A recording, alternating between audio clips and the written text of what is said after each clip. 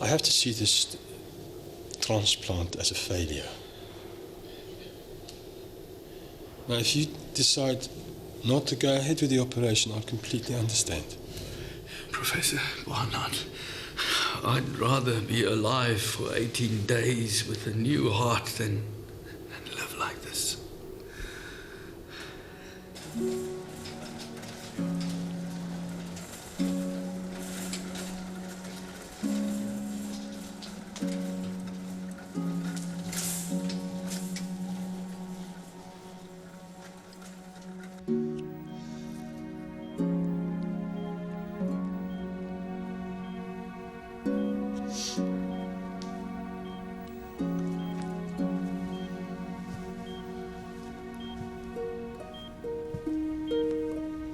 Was he ready? Everything's fine, Chris.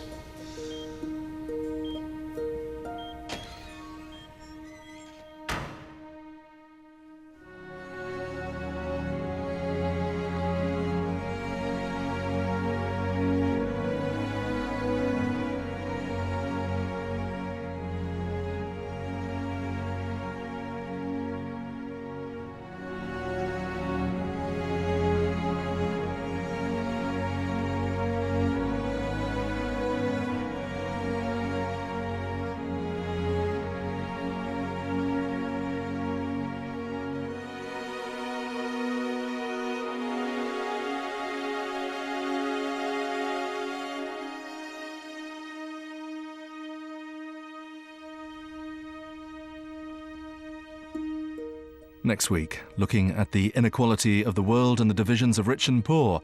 Gums, Germs and Steel, next Saturday at 9 here on More 4. And we've more on Hearts Next tonight. Our memories from an organ donor, also transplanted along with the organ itself, in mind shock.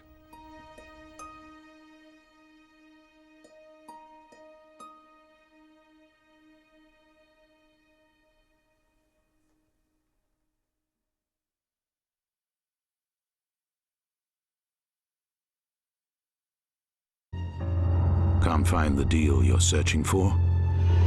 CompareTheMarket.com for car insurance. Sponsors of Drama on 4. When everyone is shouting about lowering prices, it's reassuring to know that on Monday, the independent price check compared thousands of branded products. And they found that Asda were cheaper on this menu. Morrison's? Well, judge for yourself. Asda, saving you money every day. Hello? Hi, Sophie. A sleepover? Yeah, I'd love to. What, now? I can't right now. Maybe it's fine. Go. Sophie, I'm helping Mum. Can I come over a bit later? Betty Crocker Delicious Chocolate Fudge Brownie Mix. Betty Crocker. It's homemade, made easy. And you can also try our Cookie Mix range. Dad? Yeah, mate? Where did I come from? Well... Let me tell you about the birds and the bees and the flowers and the trees, the moon up above, and a thing called love. That's so cool, Dad, because Jimmy Johnson only comes from Scotland. And a thing called love.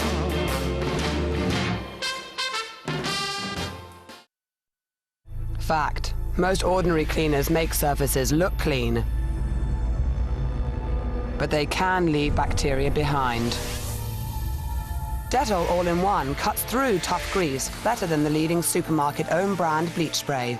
That's why it's the #1 cleaner, and unlike ordinary cleaners, it kills 99.9% of bacteria too, leaving surfaces clean and safe. Dettol All-in-One. Dettol protects. Fact. There's a reason for the sunshine sky. There's a reason why I'm feeling so high. Must be the season when that love light shines all around us. Just let your love flow like a mountain stream. Contactless technology on Barclaycard Platinum, making payments simpler. Well, she got her daddy's car and she cruised to the hamburger stand now.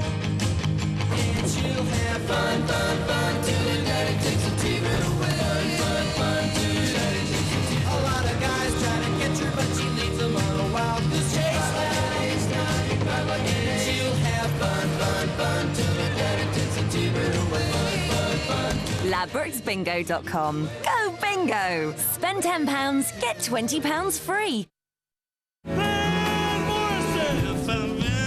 Van Morrison, Astral Weeks, live at the Hollywood Bowl.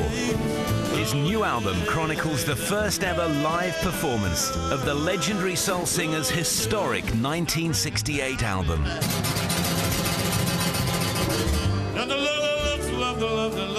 Van Morrison, Astral Weeks, live at the Hollywood Bowl. Available only on CD and double vinyl.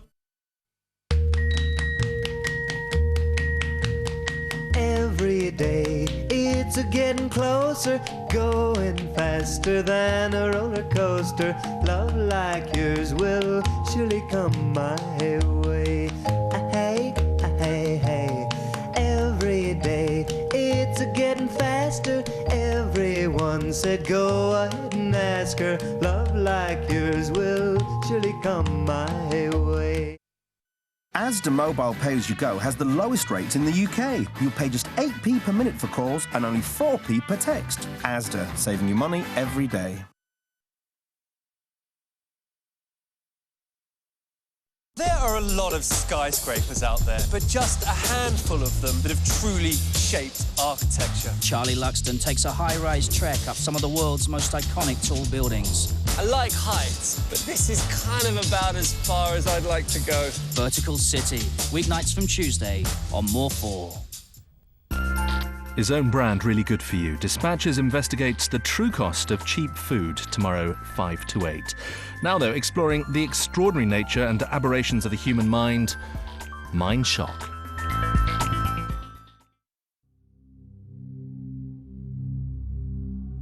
A heart transplant is a life-changing event.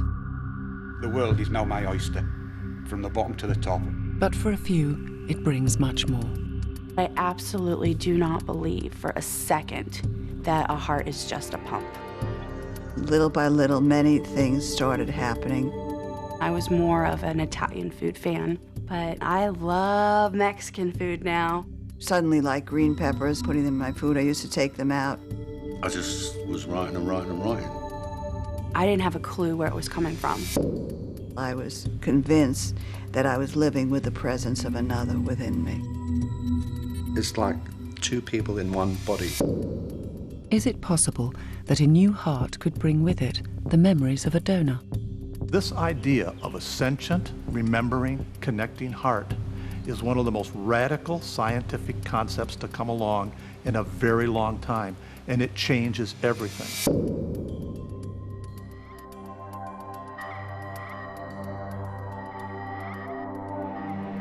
A heart transplant is now a routine operation. But a number of patients who have received new hearts are reporting huge changes in their tastes, personality, and most extraordinarily, in their memories. They believe that they've been given much more than they bargained for from their donors. The heart has been seen for centuries as a symbolic organ associated with love and emotion.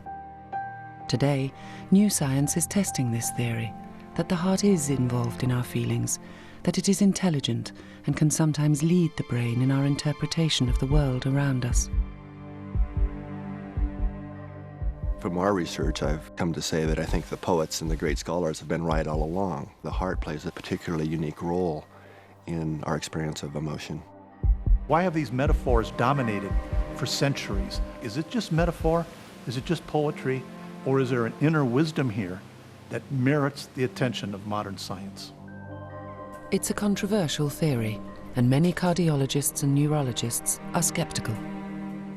I'm very skeptical because I know that this organ cannot generate ideas or memory in the sense we know. Basically, from a surgeon's point of view, the heart is first and foremost, and perhaps last also, a pump. So is our heart just an organ to pump blood? Or could it be much more? The first patient to report a change in personality was Claire Sylvia from Boston in the United States. 20 years ago, she was the first person at New Haven Hospital to receive a heart and lung transplant. The operation was a success. It was very weird to see my heart on the machine, giving me the beat and hearing it. It was a whole new rhythm, a whole new feeling. And little did I know that my journey was just beginning. It was a couple of days after the surgery that the press came in to interview me. And one of the reporters asked, now that you've had this miracle, what do you want more than anything in the world? And I said, I'd die for a beer right now. It just came from me, and I'm not a beer drinker. And I was a little mortified by my flip answer to such a profound question.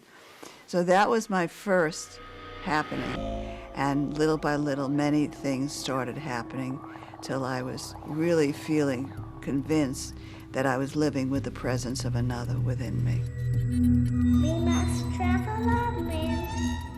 La, la, la, la, la, la. The first thing that happened were the food preference changes. Suddenly, like green peppers, finding them, putting them in my food, I used to take them out. And the first time they allowed me to drive, I found myself going to a Kentucky Fried Chicken place to buy chicken nuggets, something I never did before. I found that my handwriting, instead of going from right to left, it was going from left to right. And these things were sneaking up on me, little by little. Like most heart transplant recipients, no detail was revealed to Claire about her donor. All she was told was that her heart had come from a young man who had died in a motorcycle accident. It wasn't until a few months after the transplant that I had a dream in which I'm with a young man. I awakened from the dream feeling that this for certain was my donor. And in the dream, his name, I knew him as Tim L. So I called the transplant coordinator, told her about the dream, and asked her if that was his name.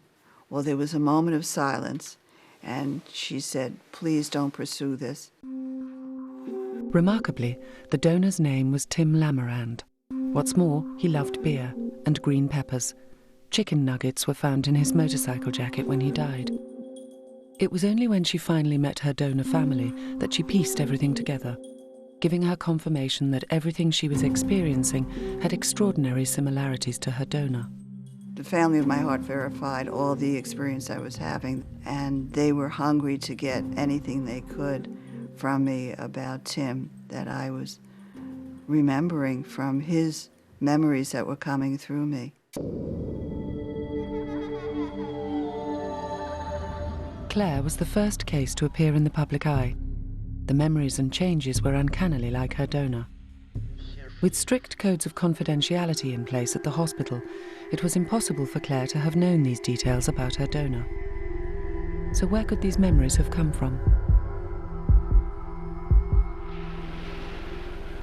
Professor Paul Pearsall is a cardioneurologist from the University of Honolulu. He first encountered stories like Claire's whilst recovering in hospital from a bone marrow transplant. I had a bone marrow transplant for stage 4 cancer in the very early 80s. And I was on the transplant unit. And we would sit down at night, all of us who were dying, and most of us were, and talk about things. And the heart transplant recipients were reporting receiving the memories, feelings, food preferences, fears, musical preferences of their donor. One woman who got the heart of a boxer was the most quiet, demure, easygoing woman, hated violence, left the room when her husband would watch football. She's got this heart of the boxer, now she watches football and yells and swears and punches and everything. So that's when I started hearing all these remarkable stories, and I started to collect every single one I could. Could the transplanted heart be bringing with it some kind of information from its previous owner? We know that the heart is a hugely energetic organ and is in constant communication with the brain. 40,000 neurons, or nerve cells in the heart, communicate up to the brain. Hormones from the heart travel in our bloodstream, and every time the heart beats, it creates a pulse wave.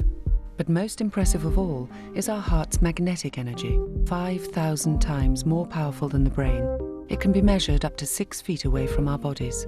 I thought, this heart is just as powerful, more powerful, and does talk to the brain. Maybe we should be paying attention to that. Maybe the brain, even though it thinks it's us, isn't. Professor Pearsall was sure that the energy of the heart and its relationship with the brain was the key. And as more and more transplant patients came up with these remarkable experiences, it seemed to confirm it. But could his hunch stand up to science?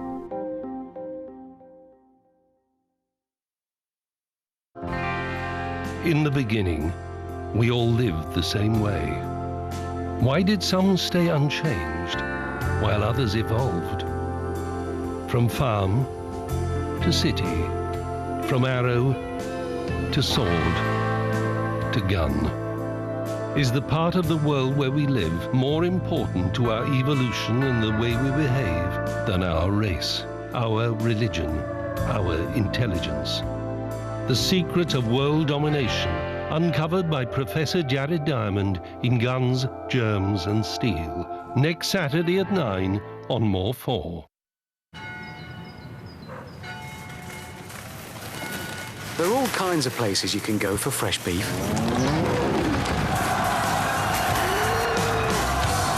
But for me, it's got to be 100% British, 100% of the time. And sourced direct from British farms. Same with pork and lamb. Is that too much to ask? Not here, it isn't. Perfect. Because Morrison's buys straight from the farm, you'll always find great prices on fresh British meat. Cheers, mate. Thanks, Shane. Sorry.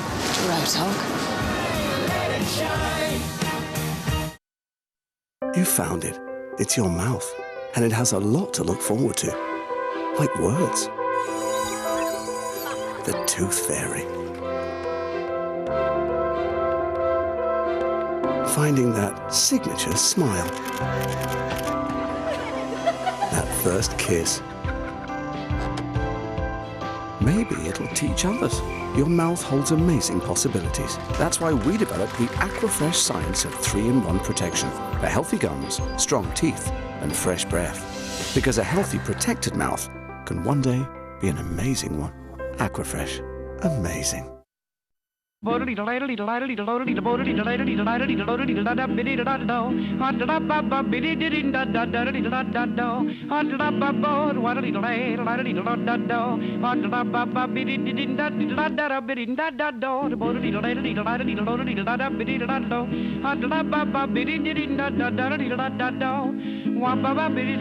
Discovery 3, now up to £7,500 off.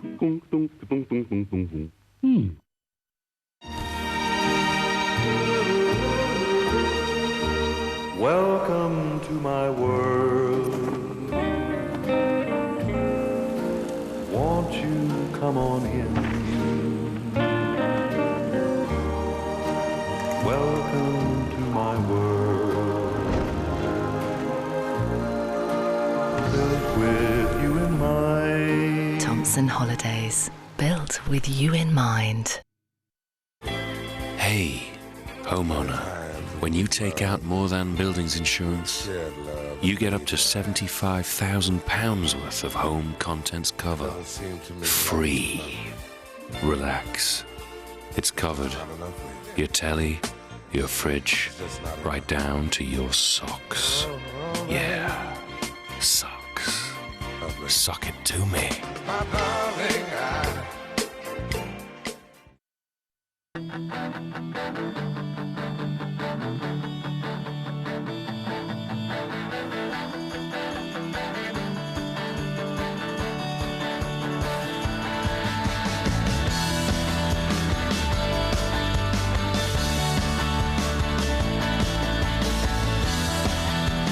Connect to everything you love in life with the new BlackBerry Curve 8900. fresh British lamb chops. We've checked prices, and no other major supermarket beat ours. Let it shine.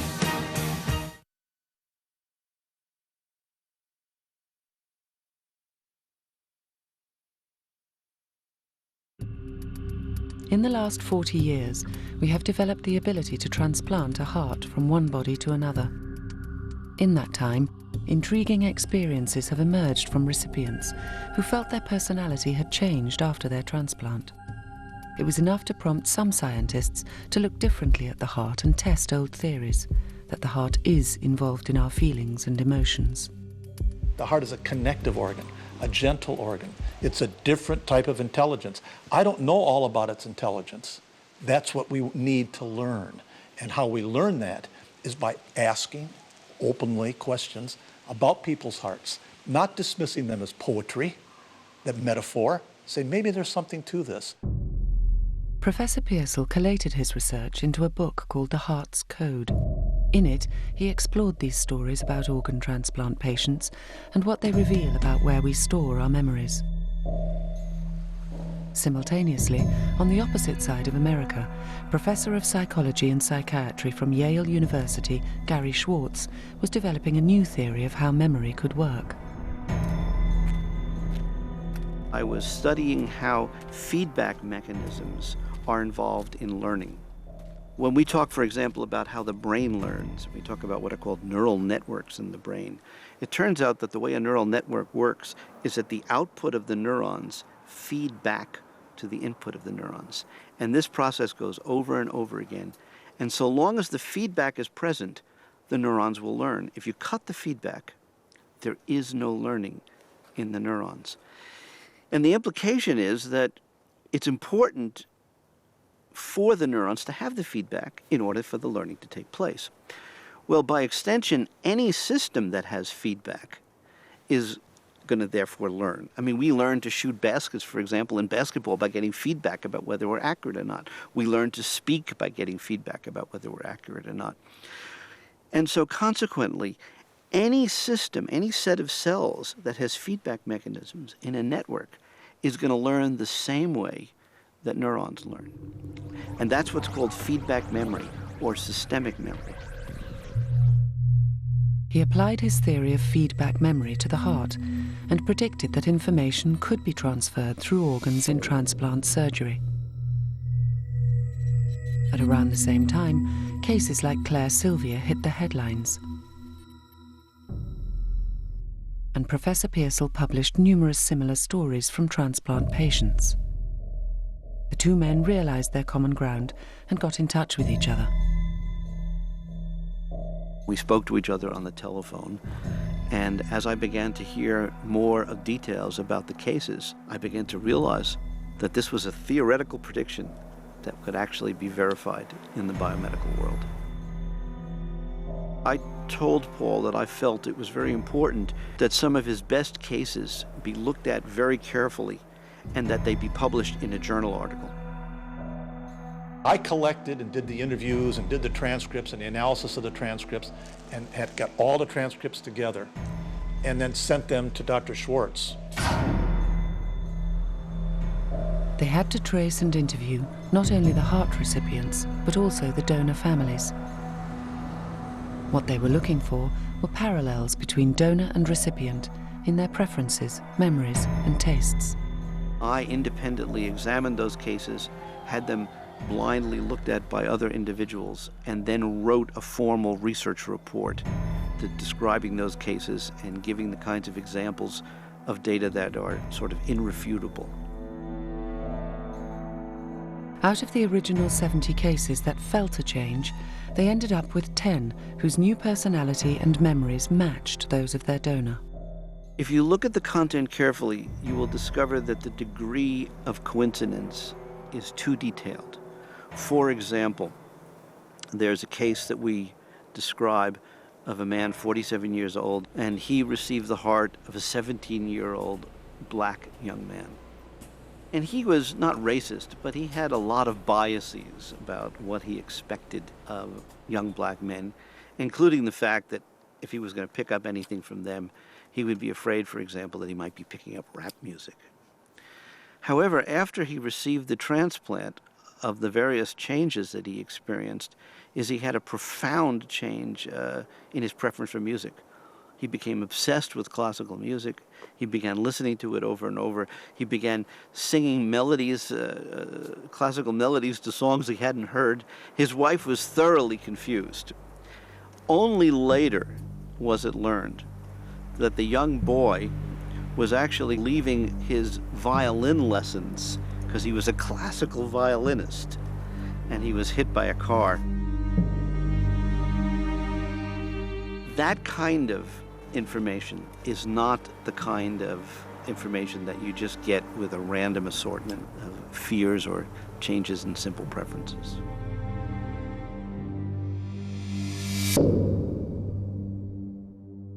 The stories they were collecting seemed to contain remarkable parallels. It seemed to Schwartz that the information relayed by the recipient could only have come from their new heart.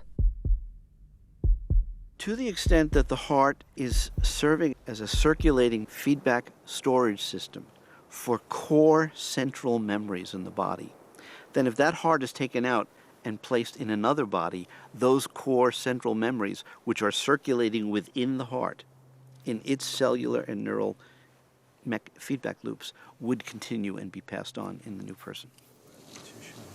Faced with these new feelings after their transplant, some patients could only look to their donors for an explanation.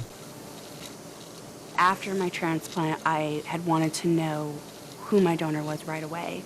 You know, when you have somebody that is keeping you alive, you know, you want to know who this person is.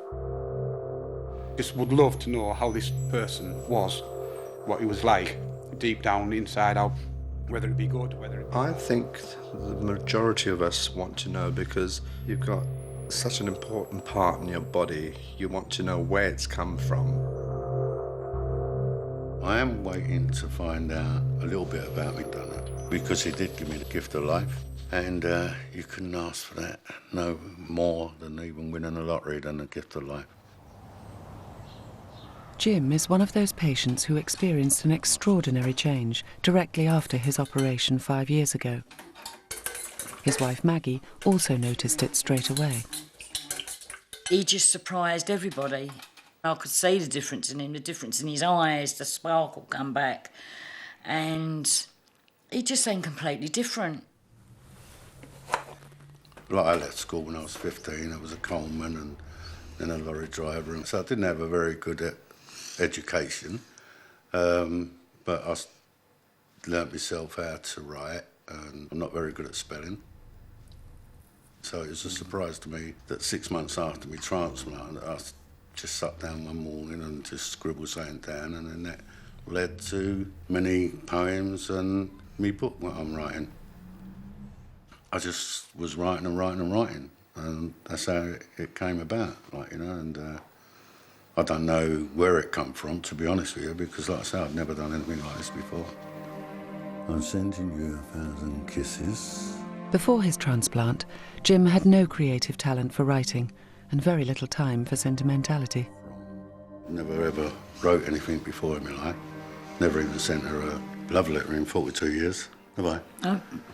Well, I have your girlfriend. After Jim had already started writing poetry, he received a letter from the donor family, which contained lines of verse. The coincidence was too much for Jim, and now he is curious. Eventually, when I do meet his family, I'm going to feel like a part of his family, and hopefully they will think that I'm a part of their family. Don't think of him as being dead.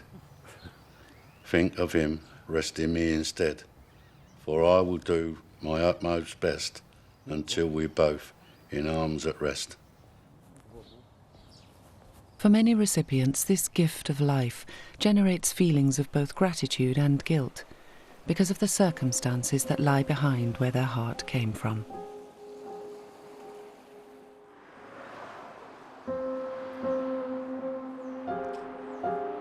In a transplant, the heart's journey starts with a donor and an event that is always born out of unforeseen tragedy. For them too, it is important to follow their heart. Today it's 5 years since my son Kyle was killed. Obviously it's a very sad day for me, and I take flowers over there and have a little chat, and I usually write a little letter to him, just telling him, keeping him informed about the rest of the family.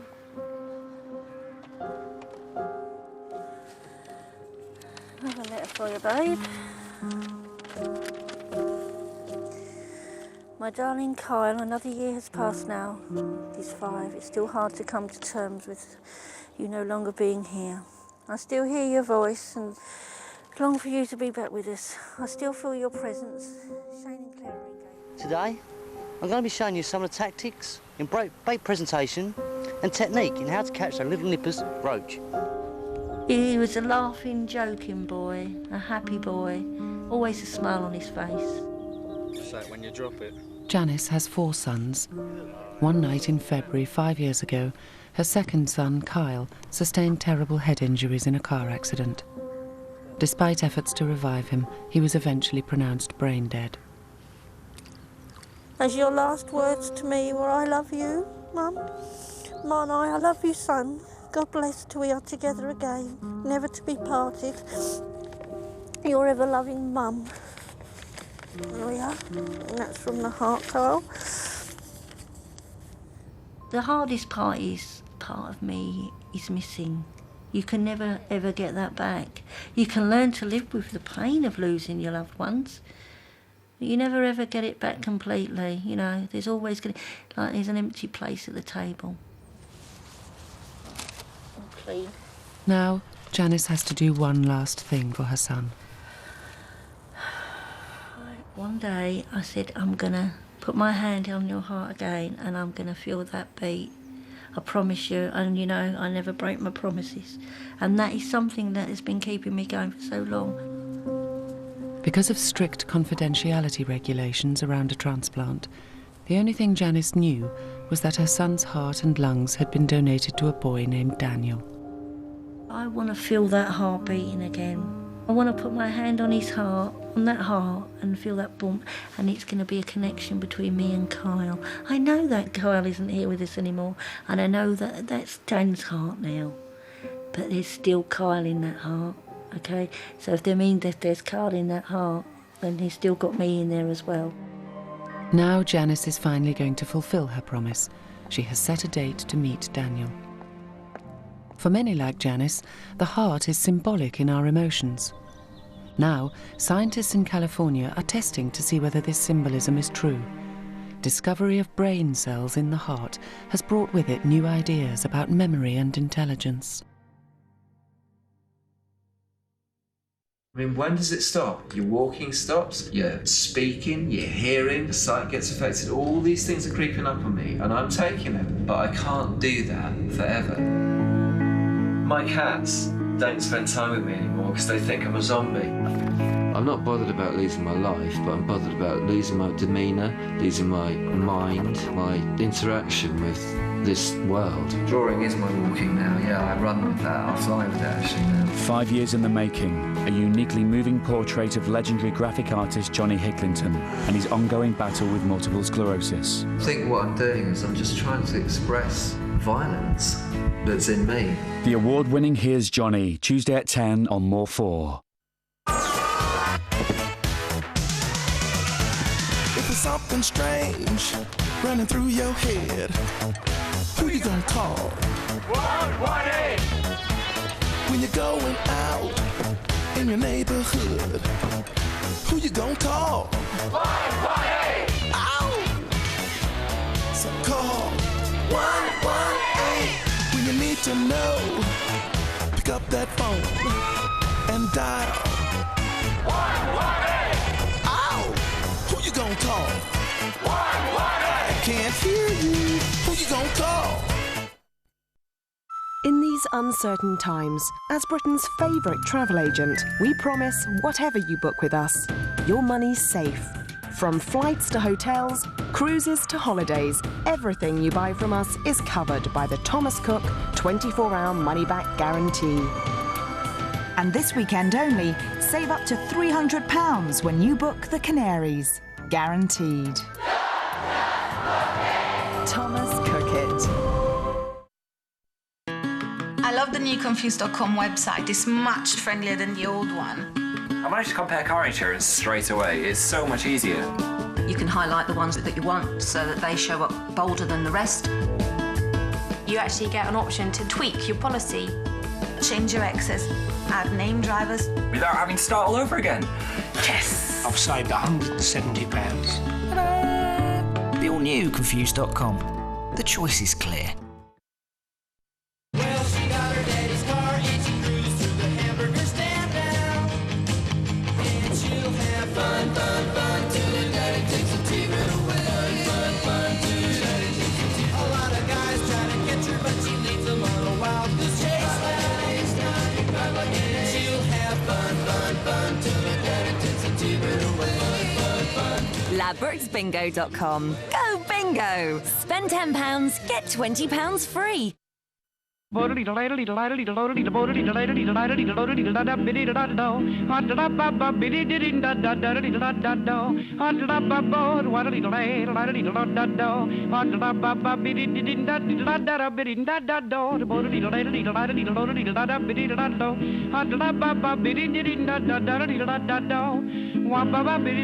Discovery 3, now up to £7,500 off.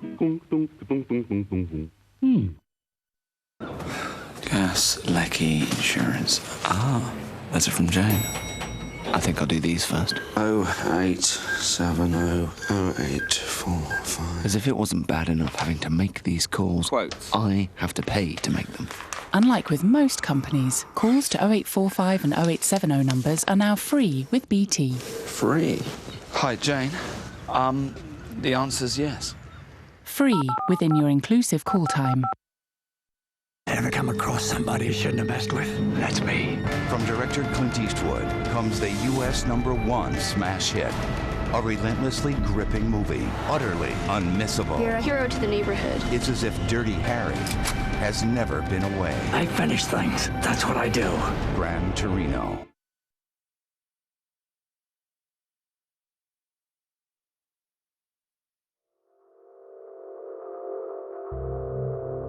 Scientists have been searching for an explanation for an extraordinary phenomenon in which memories and tastes seem to have been transplanted along with the human heart. Many heart surgeons believe it's psychological. Suddenly, he or she finds themselves so much better, but also having to adapt to a new life, and they tend almost naturally to link it to the donor. And you can come up with many ideas. Not all of them are necessarily true. Having a heart transplant is trauma. And it's been a whole set of environmental experiences, being in an intensive care unit.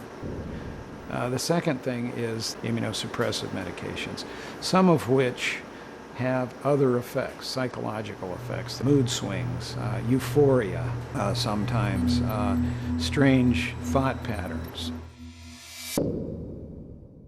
And yet the level of coincidence in some stories of memory transplants are compelling and difficult to explain away. Some scientists now think they've found a system of neurons in the heart that challenges the orthodox view of the brain. Until the recent past, science has glorified the brain. The questions we should be asking as scientists is that the only place these things happen? When we just know about the heart and its remarkable energy and its connections with the brain and its neurons and its hormones, if we know that, shouldn't we be asking and here comes the key scientific question, is there another source of intelligence?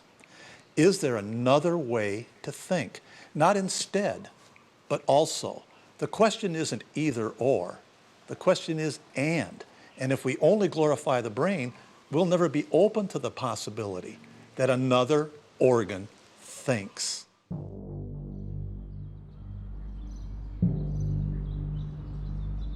Researchers at the Institute of Heart Math in California are investigating the possibility that the heart could actually have its own unique intelligence. Dr. Roland McCraty and his colleagues have developed experiments to see whether the metaphors of the heart could stand up to scientific scrutiny.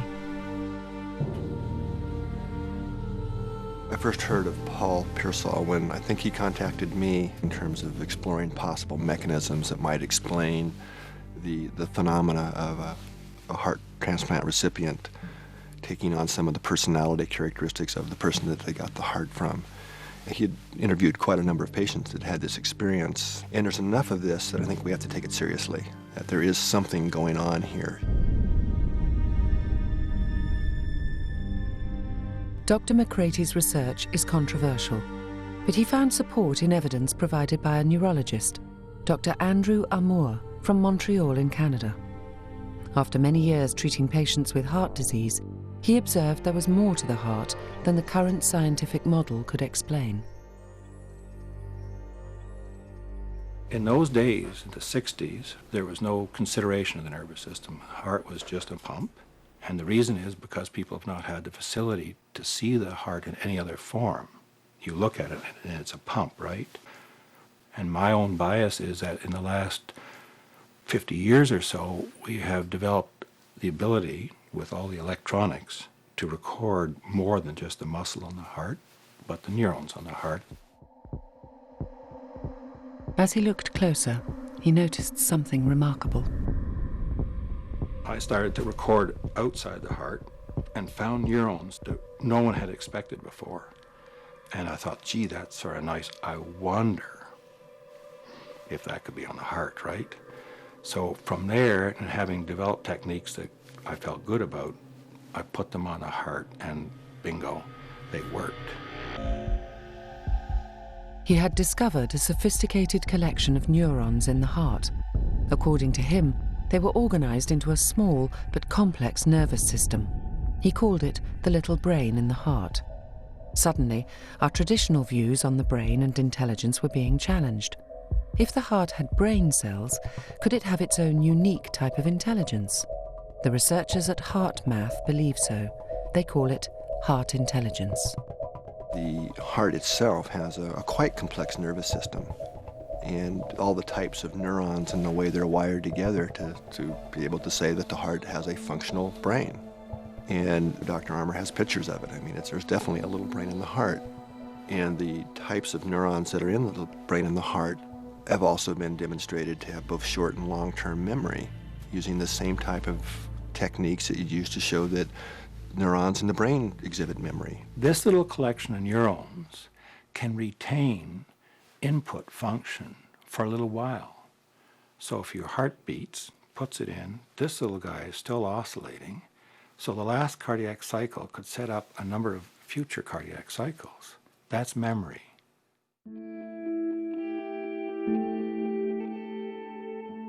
Once a heart is removed from the donor, it is cooled and can stay alive for up to 4 hours.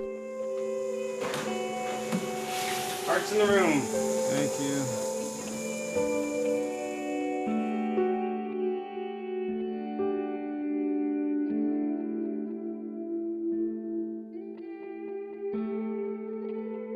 Only when the heart is perfused with blood from its new owner does it spontaneously start beating again.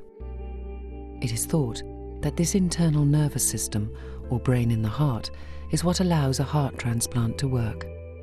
McCraty goes further. Certainly the function of the heart itself have got to be transplanted and go along. When you think of the heart, it's a very complex organ. All the coordination that has to happen within the heart for it to pump efficiently, and it really can't function properly and efficiently without the neural system in the heart.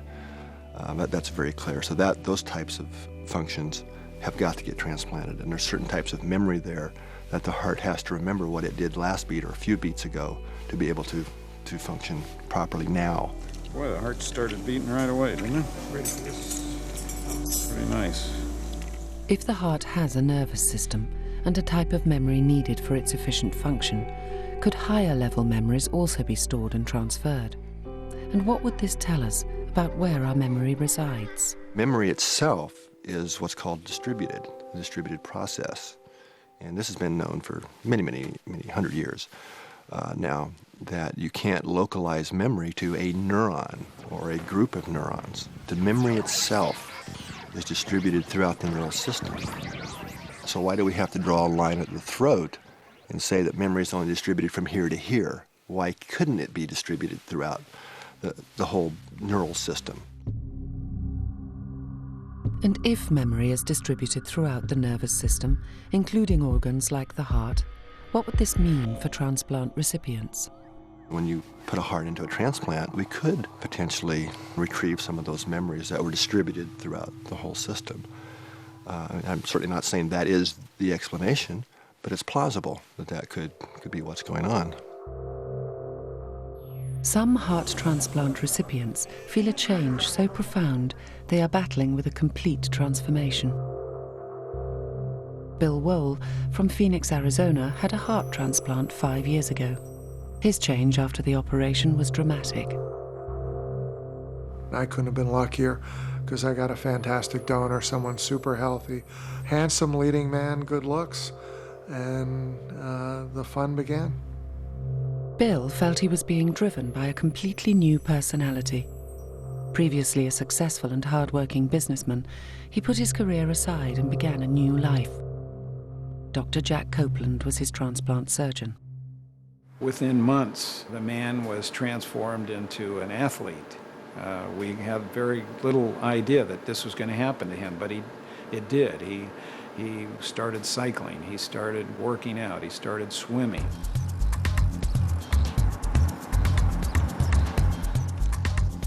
Just months after his operation, Bill began training excessively. But it wasn't until a full year later, when he met his donor family, that he found out that he had developed remarkable parallels to his donor. I know on certain things that I had no interest or whatever in before. It had to come from somewhere, and it makes sense to me, and I truly believe that it came from my donor. Brady, Bill's donor, was a Hollywood stuntman. It was only when Bill met his donor family that his new interests seemed to make sense. He is convinced that he has inherited many personality traits through his donor's heart. What a great picture of Brady. He was really a handsome man. Unbelievable.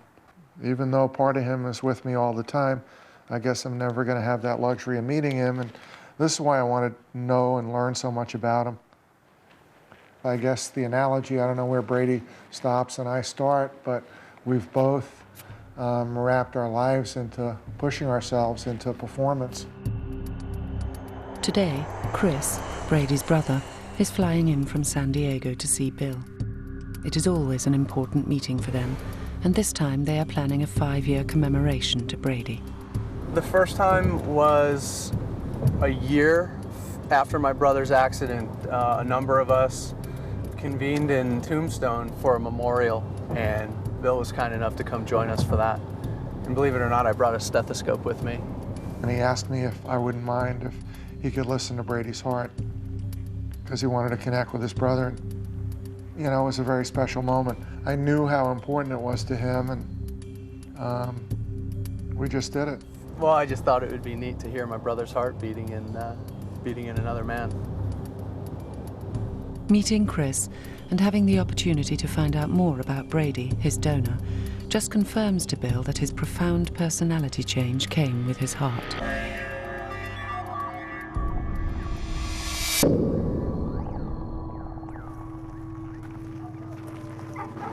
What's up, fella?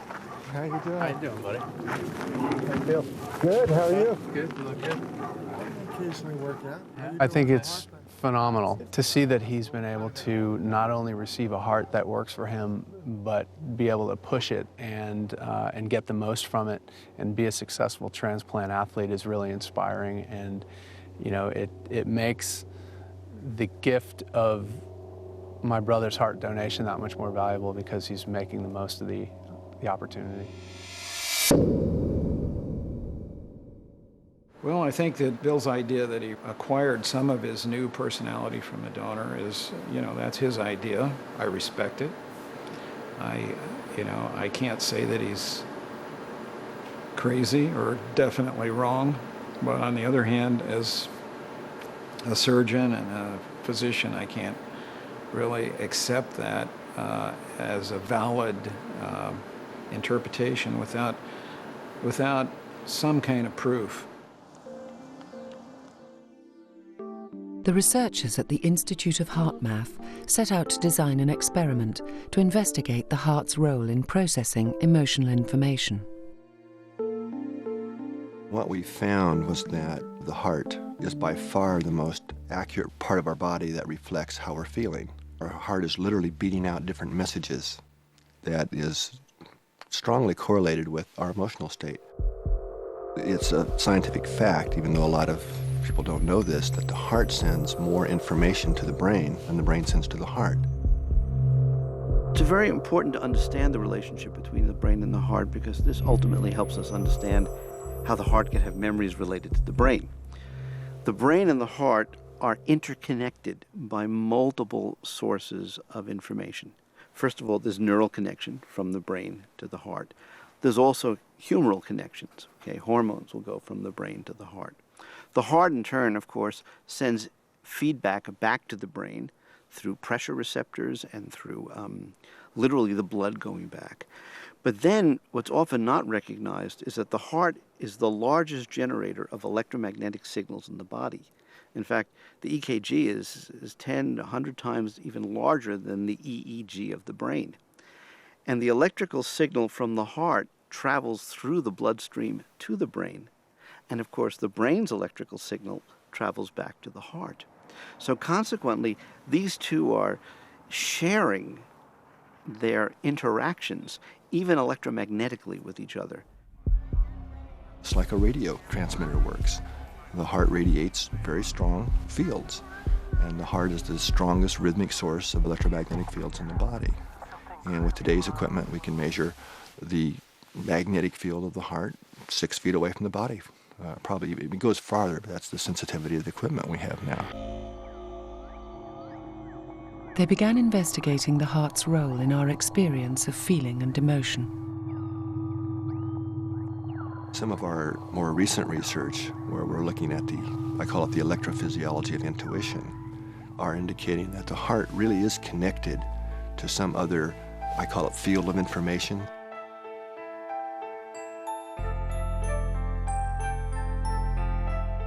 In the experiment, subjects were shown photographs chosen to cause extreme emotions, both positive and negative. They were selected at 6-second intervals at random. They recorded the physiology of brain and heart activity.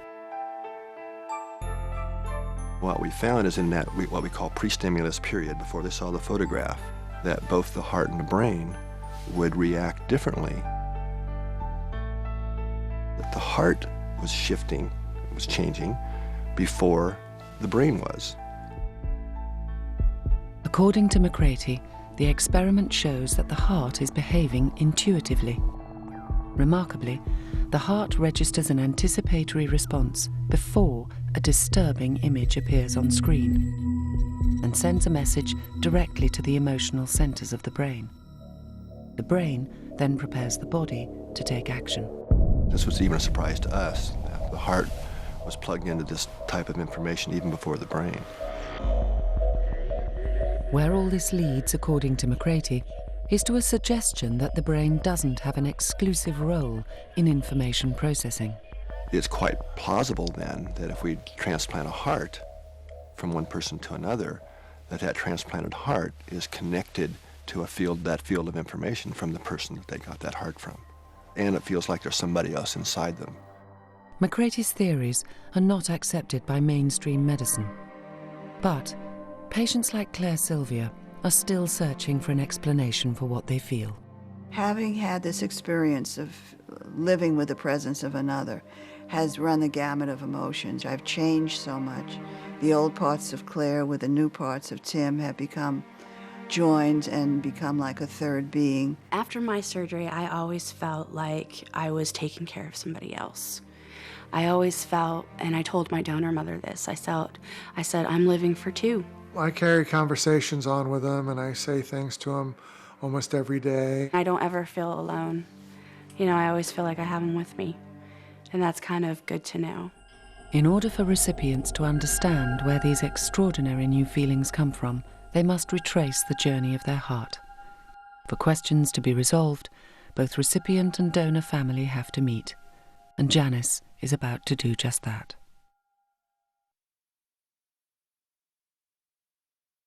A plane had just crashed into the Hudson River. Oh my gosh. Seconds away from death. The pilot came on and he said, "This is the captain speaking, brace for impact." I reached over and held the hand of the lady next to me and prepared to be a dead man. Only to become the luckiest people alive. I actually looked down in my seat to see if my body was there. Channel 4 takes you on board Flight 1549 and the greatest survival story in aviation history. Everything that needed to happen happened. That's a miracle. Find out what really happened in New York that day. Miracle of the Hudson plane crash. Thursday at 10 on 4. Ever come across somebody you shouldn't have messed with? That's me. From director Clint Eastwood comes the U.S. #1 smash hit. A relentlessly gripping movie, utterly unmissable. You're a hero to the neighborhood. It's as if Dirty Harry has never been away. I finish things. That's what I do. Gran Torino. At Tesco, we compare prices on the things our customers actually buy. And on Monday, over 940,000 customers' baskets were cheaper at Tesco. And Asda? Well, you can judge for yourself. Real baskets at Tesco. Every little helps. Your mission statement is keep it weird. Is that really a business strategy? Keep it weird is our wig for keep it human, keep it real, keep it different. Like we don't build rockets over here. We make soap, and it's pretty hard to make soap different than other soap that's out there. So typically, the more different an idea is, the more fragile an idea is, the more likely it gets beat down to death and never goes anywhere. Yeah. And if we lose our confidence to be weird and to be different, we lose that ability. And then after a while, you start to look like everybody else.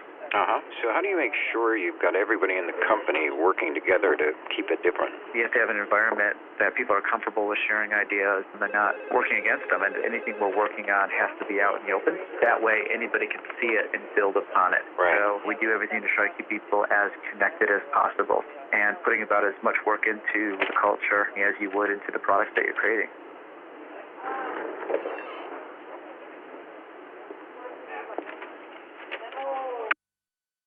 Out now. Who are you? Side-splitting comedy genius. Fantastic. Own a cracking comedy. Burn After Reading on DVD and Blu-ray now.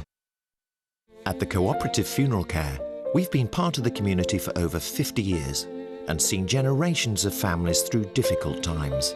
We're there when you need us, day and night. When it comes to arranging a funeral, many people are unaware of the choices available. We'll guide you through every step of the way, offering you support, care, and peace of mind when you need it most. We pride ourselves on being open and honest and giving you the funeral that's personal to your family. For more information, help and advice, or to ask about a funeral prepayment plan, call the Cooperative Funeral Care on 0800 612 8882. Dad? Yeah, mate? Where did I come from? Well... Let me tell you about the birds and the bees and the flowers and the trees, the moon up above, and a thing called love. That's so cool, Dad, because Jimmy Johnson only comes from Scotland. And a thing called love.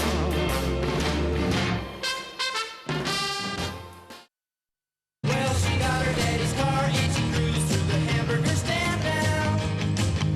And she'll have fun, fun, fun till her daddy takes the TV away. Fun, fun, till her daddy takes the TV. A lot of guys try to catch her, but she leads them on a wild goose chase now. And she'll have fun, fun, fun till her daddy takes the TV away. Fun, fun, fun. Ladbrokesbingo.com. Go bingo! Spend £10, get £20 free.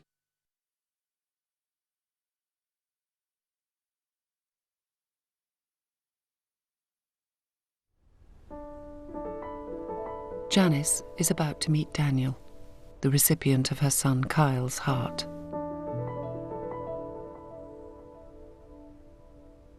I'm just looking so forward to it Really, really am. You know, the end of 5 years of aching just to meet this boy and just put my hand and feel that bump, bump, bump.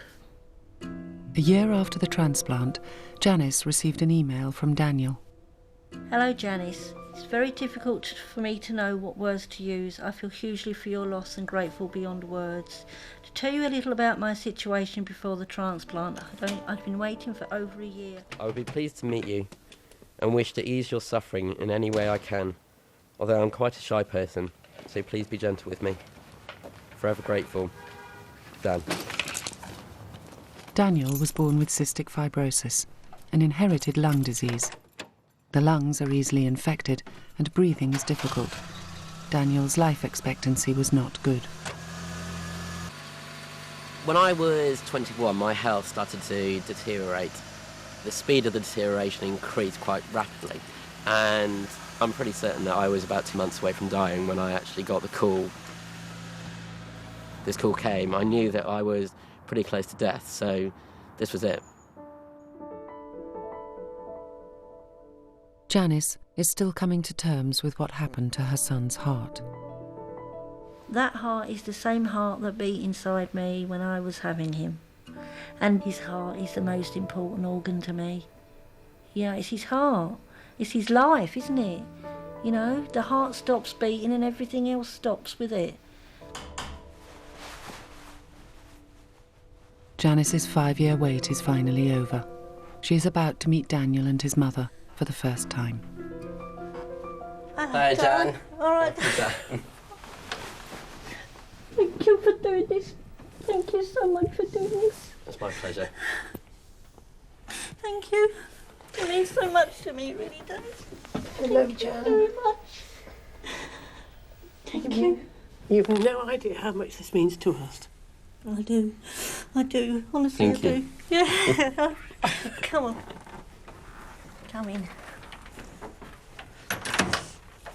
Sit down, have a cup of tea. So, how are you keeping? Oh, exceptionally well. So good. Carl was dark like you, dark-haired. Was he? Yep. I'll show you a picture of him because I was always wondered if you knew what he looked like. That is Kyle. Wow. Yeah, it's not. It's more olive skinned. Look, he's more olive skinned. That was when he loved animals. Oh, he loved animals. Handsome. Yes, he was a very good-looking boy. A really beautiful. Carl was the one that started this all off. My son, you know, and I love him and I miss him terribly, but I've felt that little old beat of his heart. It's not as strong as what it was because it's through 2 layers of clothing, but it's still beating on, and that is what I've been waiting for 5 years. And I am so pleased that I've met you. I really am so pleased that I've met you, that I can put a face to this mystery person, you know. And Carl's not gone completely. I know it's not Carl's heart anymore, but he's still got part of me in that heart. Yes, and it's still going on. Yeah. You know, and hopefully you'll go on and on and on Absolutely. and on. He's and living a life now that we would never have thought possible, even when you were born, really, would we, darling? No, I'm doing things now that are just, I just didn't even consider it was like rock climbing. And... Now, do you know, that's really good because Carl was a bit adventurous like that. Yeah. Oh, yeah. Gosh, he wanted to be a paratrooper.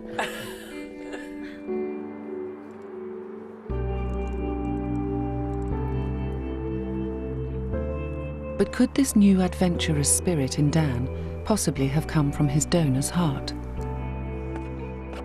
My life changed after transplant, just so completely and utterly. I started doing all those really sporty things that I just wasn't able to do before. In all honesty, sports for me when I was a kid wasn't something that overly interested me, so it was never really an issue, the fact that I wasn't able to do sports. If there was some evidence that was shown to me that irrevocably proved that some of my emotions could have been drawn from my donor, it wouldn't bother me in the slightest, so I just consider that it is now just my emotions now. Presently, research shows a personality change reported in 5 to 10% of heart transplant recipients. So whenever you come with a wild idea, if you like, it needs to be refuted. And if we can't refute it, maybe there is something there. The information that exists in a human being is transferred from one to another in this solid organ. So it's, you know, certainly the possibility is there. With new evidence that an organ like the heart could have its own unique type of intelligence, we are moving towards an understanding of how the heart, in collaboration with the brain, has a role to play in interpreting the world around us. The heart may be, based on current science, a sentient, thinking, feeling, remembering organ. That's the story. The transplant patients are some of the data. If that's true, then we ask the question, have we been thinking without a heart for all these years, or at least not as much with it as we should? If that's the case, we better wake up and have a heart. And for those that experience this phenomena firsthand, it is important to take it seriously. I don't think it's just a pump. It's part and parcel of me, like the rest of my body. And one day I will learn to accept it. I honestly don't care what people think. I know in my heart of hearts that what happens is what happens. I'm living with a part of him. I'm living for him, and I'm living for myself through him. I know in our heart that these are things that I didn't do before and have just become my normal everyday things. I know it's easy for me to sit here and say this, but, you know, I've changed as a person. Whoa, I need cold. One day, Jim and Maggie hope to find out if this new poetic and romantic Jim has come out of the blue or from his donor. He's put like we're twins, we feel the same pain and this, that and the other, like, It's you like know. 2 roses in a flower bed, aren't we? Yeah, two roses in a flower bed, yeah. Oh.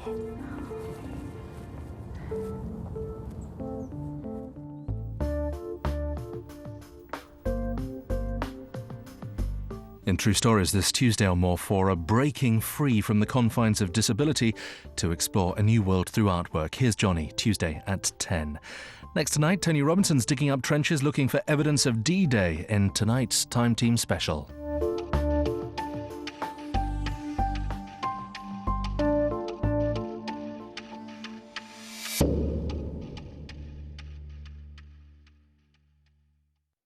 All around the world, super tall structures are dominating our skylines. There are a lot of skyscrapers out there, but just a handful of them that have truly shaped architecture. Charlie Luxton takes a high-rise trek up some of the world's most iconic tall buildings, uncovering stories of influence. If you're a person in power, you want a corner office. Rather than having 4 on each floor, it's got 12. Politics. This is the world's second superpower, putting a stake in the ground, exactly what it was designed to do. And daring design. Tuscan olive trees growing 150 metres in the air. Architecture on a grand scale and from a unique perspective. I like heights, but this is kind of about as far as I'd like to go. Vertical City, starting with 1 Canada Square, weeknights from Tuesday on More 4.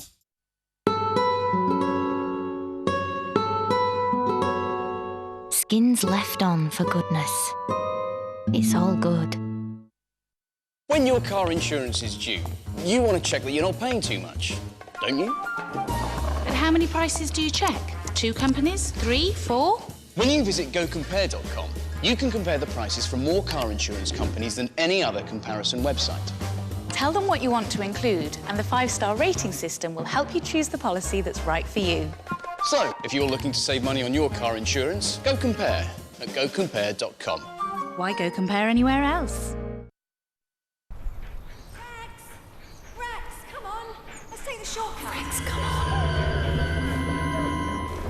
Look at the time. Now I'm going to miss the news.